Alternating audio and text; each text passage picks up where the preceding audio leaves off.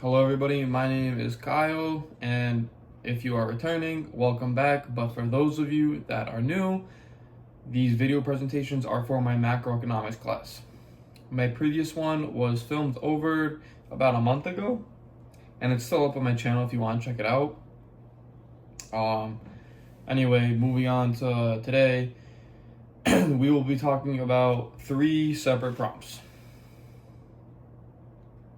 The first one being the difference between a trade surplus and a trade deficit. For these, I will provide an example for each one and go into detail about all of them. I will also discuss if the United States operates as a trade deficit or as a trade surplus. The second prompt I will be talking about is the pre-1930s conventional wisdom and how this theory differs from Keynesian economics. I will be discussing in detail and elaborating as I see fit. Lastly, I will be talking about the difference between monetary and a fiscal policy. I will discuss how both valuable financial tools are used, and I'll also be talking about the business cycle and its highs and lows, along with discussing the difference between recessions and expansions. These are all valuable and informative topics as well as financial tools, and I'm looking forward to getting into them. Alright, so starting off with the difference between a trade surplus and a trade deficit. A trade surplus happens when a country exports more than it is importing. In a deficit, it is doing the opposite. It is importing way more than it is exporting, which means they are spending more money on importing and not nearly making enough on their exporting goods. Both of these play a major role in shaping economics, especially in the United States economy. I mean, not only is it just the United States economy, but everywhere, but I'm just giving an example. Moving on to some more examples. So for a trade deficit is,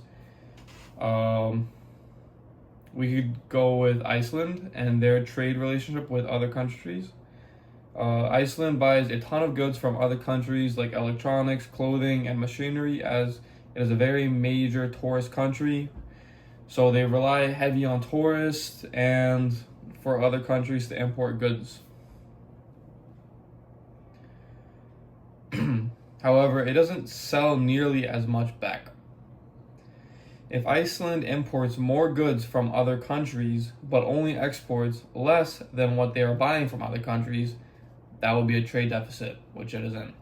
This basically means that Iceland is spending more on foreign goods bringing it into the country than it is for making and selling its own manufactured goods. Once again, it is a very major tourist country, so they rely heavily on tourists. There are pros and cons to this. On one hand, it gives people across access to cheaper products, and it means there are less factories in your countries. But on the other hand, a lot of the money is leaving the country. This also means that not as many jobs will be in the economy as they aren't manufacturing a lot of their own goods. Meanwhile, China is actually a really good example of a country with a trade surplus. China exports everywhere, and they export a ton of everyday essentials, including industrial machines, medicinals, kitchenware, furniture, you name it, they export it. We see it every day. You look at the bottom of, a cup, and this is made in China. If it exports more than what they import, that would be a trade surplus, which it isn't. Meaning more money is coming into the country, which helps businesses grow and create jobs that can be pumped into the economy and overall just help the country.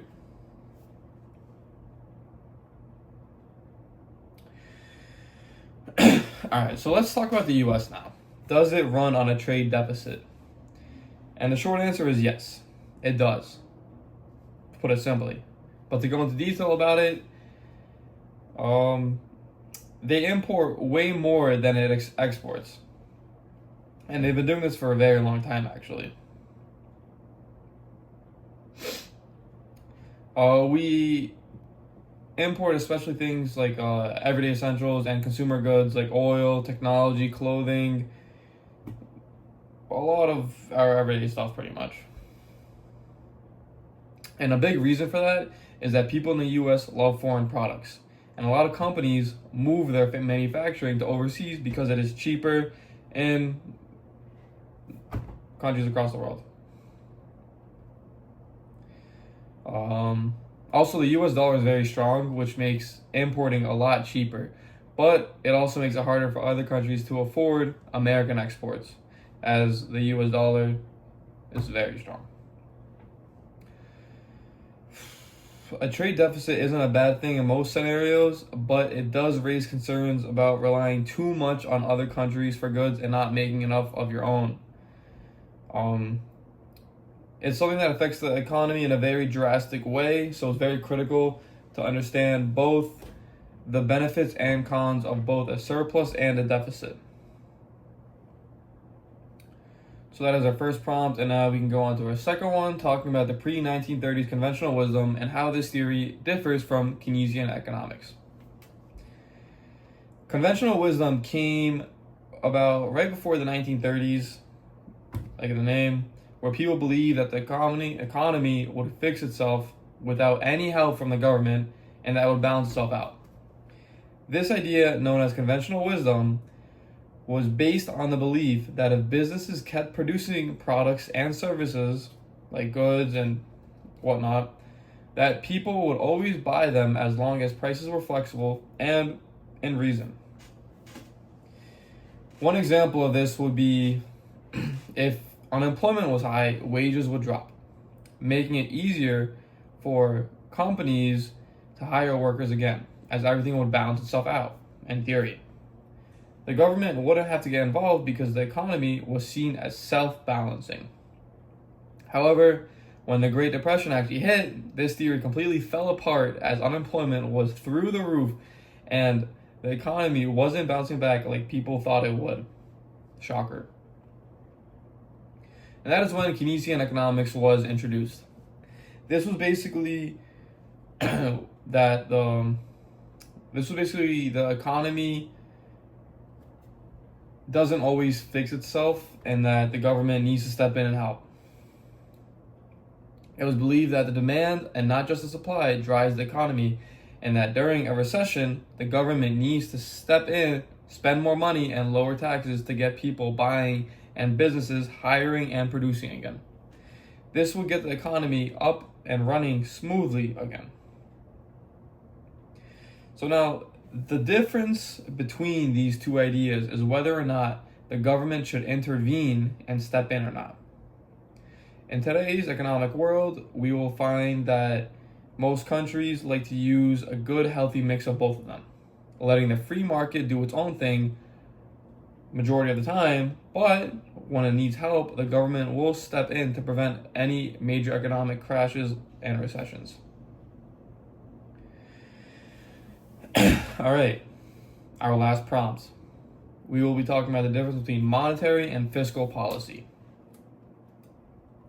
I will also discuss how both valuable financial tools are used, and I will be talking about the business cycle and its highs and its lows, along with discussing the difference between recessions and expansions. Monetary policy and fiscal policy are two policies that the government keeps and implements to have the economy running smoothly. Monetary policy is controlled by the central bank, otherwise known as the Federal Reserve, and deals with interest rates and the supply of money. When an economy is struggling, the Federal Reserve can lower interest rates to make borrowing cheaper and more enticing for people to borrow. This will encourage them to spend and businesses to invest more, so money would go into the economy. When inflation gets too high, on the other hand, they can raise interest rates to slow things down. Fiscal policy is handled by the government and focuses on taxes and how much we are spending. When the economy is in a rough shape and a rough figure, the government would cut taxes or spend more to put extra money into people's pockets, so this would make them spend more, go out, travel, just put money into the economy, anything.